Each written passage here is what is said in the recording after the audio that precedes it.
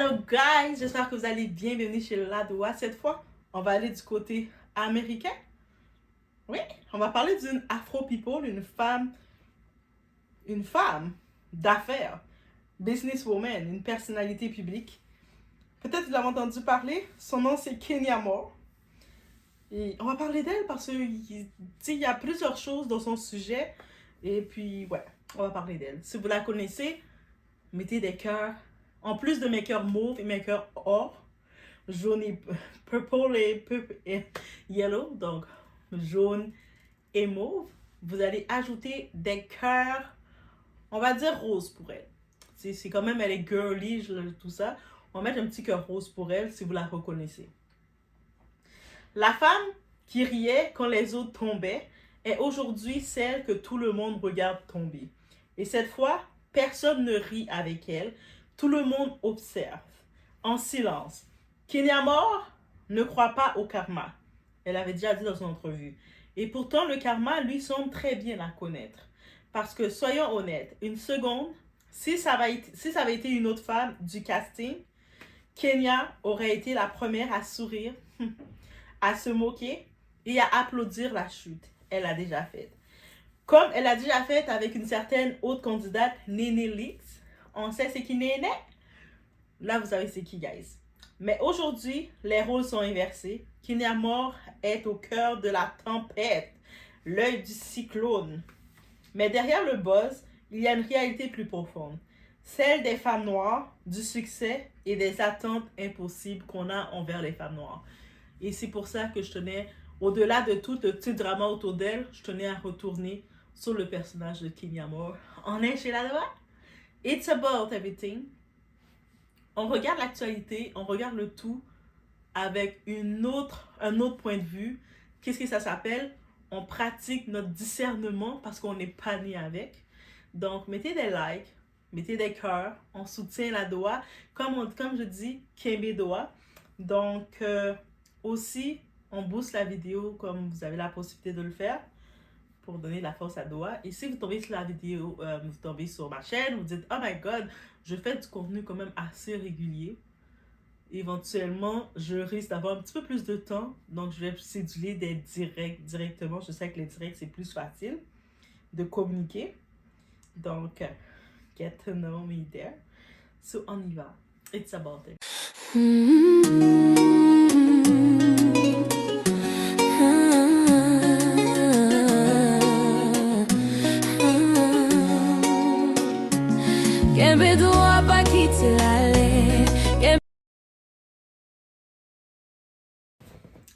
Donc, on va commencer avec le plus simple. Qui est vraiment Kenya Moore? Déjà pour commencer, avant le chaos, on va parler du personnage. Kenya Moore, ce n'est pas n'importe qui, au-delà d'être une très belle femme, d'être une businesswoman et tout ça. Juste pour vous dire, elle était Miss USA. Et vous savez, États-Unis, là, il y a 50 États, dites-vous qu'elle a été Miss USA. Elle est la star de Real Housewives of Atlanta, c'est une télé-réalité. Et aussi, au-delà de ça, elle est femme d'affaires. Une femme noire puissante, intelligente et stratégique.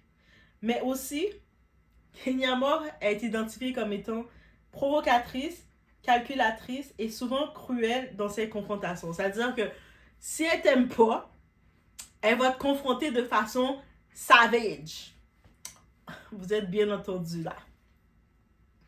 Kenya, c'est le genre de femme qui ne rate jamais une occasion de piquer là où ça fait mal. Et on va y aller sur un fait. La télé-réalité a un peu déformé ou tu sais, ça rend excessive la personne. Il faut aussi comprendre. Donc, on l'a vu dans The Real Housewives of Atlanta. On a vu beaucoup, les conflits sont amplifiés. Donc, c'est parce que c'est normal, ils font de la télé. Les personnalités sont caricaturées aussi. Le drama est récompensé. Donc, plus il y a du drama, plus tu as des séquences télé, plus tu as des partenariats. En plus, on parle États-Unis, la télé américaine, plus aussi ton cachet est plus gros. Donc, oui, Kenya a été dure, Kenya a été provocante, mais c'est aussi ce que le système attendait d'elle, comme étant une femme noire. OK? Il faut comprendre ça. Une femme qui a toujours aimé humilier. Ça, c'est comment on ressort ça d'elle, right? Kenya Moore n'a jamais été du côté des victimes. Elle a été celle qui dominait. The mean girl, on va dire. Elle est le genre qui, elle provoque, elle rabaisse, elle expose, elle manipule les situations. Et on l'a vu dans les saisons, tous ses contrats ont toujours été renouvelés et elle dominait sur ça. Elle a donné beaucoup de vues aussi. Et surtout, elle a construit sa réputation en ridiculisant les autres femmes. Par exemple, quand Nene Leakes est en train de chuter, ben, on a envoyé dans les réunions Kenya en train de sourire. That was Kenya. Quand d'autres femmes pleuraient, ben, Kenya attaquait encore plus. Elle continuait. Ben oui, tu pleures? Mais tu pleures pas assez. Je vais te donner une raison de pleurer plus. Oui, oui, oui, oui, oui. Elle donnait ce genre de show-là, guys. Elle croyait être intouchable. Mais dans le game, elle disait souvent, je ne suis pas stupide avec mon argent, je privilégie la stabilité. Mais aujourd'hui, elle se retrouve avec une question de loyer impayé, avec une expulsion, avec 82 000 $ réclamés. Tout ça, c'est des faits qu'on retrouve, guys. Donc, la vraie question, c'était de la stratégie ou juste une illusion bien vendue? Kenya a toujours voulu renvoyer une image claire. Elle n'est pas stupide avec l'argent. Elle ne dépense pas pour impressionner. Elle privilégie la stabilité pour sa fille. Selon elle, la vraie richesse, c'est la sécurité, la paix mentale, un toit stable, de la nourriture sur la table. Donc, elle avait quand même un côté très ferme qu'elle présentait. Elle n'était pas dans le bling-bling, dans l'excès. Et c'est aussi ce côté qu'on doit ressortir d'elle. Et sur le papier, c'est une mentalité de reine. On va pas se dire le contraire, guys. Maintenant, on va parler de l'histoire d'expulsion. Parce que dans la vraie vie, le tribunal, lui, ne regarde pas les discours. En février 2026, il y a un mandat d'expulsion qui a été envoyé. Et puis, on a accès à ces informations sur le net, guys. Paiement non respecté. Ça, c'est le mandat a été fait sur son salon de beauté. Parce qu'elle a une business, c'est son salon de beauté. C'est pas sa maison, guys. C'est sa business. Le salon a été récupéré par le propriétaire. Son entreprise n'a pas payé près de 44 000 $ dans les délais. Gros montant là. 44 000 $ américains là. Résultat, autorisation d'expulsion, perte potentielle de son espace, image publique touchée. Je pense que ce qui lui fait le plus mal, c'est l'image publique. Dites-vous que c'est pas son crédit personnel qui est affecté, c'est son nom en tant que business qui est affecté. Mais aussi son image parce que c'est une personnalité et on sait que sa marque, elle joue toujours quelqu'un qui contrôle ses choses. C'est pour ça que ça l'affecte dans son image.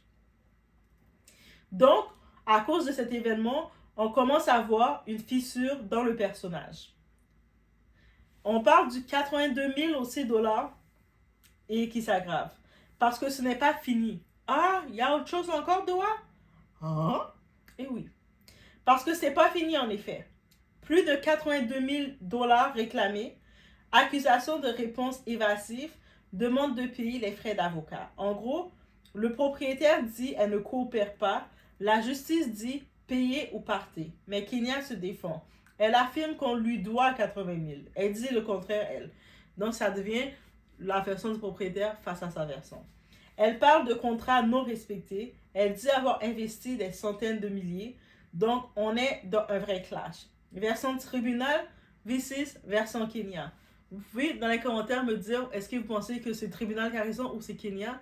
Mais elle dit qu'on lui doit 80 000. Eux autres disent qu'elle doit 82 000. Elle dit qu'elle a investi des milliers pour le tout. Et elle avait un contrat. Un contrat, ça va dans les deux sens, mais on n'a pas respecté son contrat. C'est-à-dire que si tu fais un contrat, tu as investi dans quelque chose et on ne respecte pas ton contrat, mais c'est la personne qui n'a pas respecté qui te doit. Donc, ça serait ça sa version. Maintenant, on va aller de l'autre côté, du côté partenariat, son employeur. La chaîne Bravo dit clairement, ce n'est pas notre problème. Donc, elle ne va pas avoir du soutien de Bravo. En effet. Dans l'affaire avec Brit Eidi, Kenya aurait dépassé les limites, mais en dehors du contrôle de la production. Et Bravo rappelle un truc important. La télé-réalité égale humiliation contractuelle acceptée. C'est ça la réalité. C'est pour ça qu'il y a beaucoup de candidats, on a pu le voir, c'est ça. Ils signent pour se faire, dans leur contrat, vivre des humiliations. Traduction, tu savais dans quoi tu t'engageais. Donc, ça veut dire qu'il a des problèmes maintenant d'expulsion, mais la télé, ils veulent exploiter ça. Britt Eddie humilie sans forcer. Et là, Britt Eddie arrive et termine le travail. Sans crier, sans s'énerver, juste avec des mots froids. Arrêtez d'utiliser mon nom pour du buzz. Je ne suis plus dans ça. Le karma s'est déjà occupé de mes ennemis. Ça, c'est pas une réponse, c'est une exécution publique. Et maintenant, on va aller dans une autre partie, dans ces entreprises. Parce qu'on sait que Kenya Moore, elle a sorti une ligne de produits capillaires. C'est une femme noire, donc c'est des produits pour femmes noires. Mais il y a une petite particularité dans ces produits. En effet, elle dit qu'elle ne va pas traiter avec les cheveux 4C. Ça, c'est sensible, ça. Tu vas dans le sujet sensible. Tu vends des produits pour les femmes noires, mais tu dis que tu ne traites pas les cheveux 4C. Les cheveux 4C, c'est les cheveux beaucoup plus fournis, épais et forts de femmes noires, en majorité.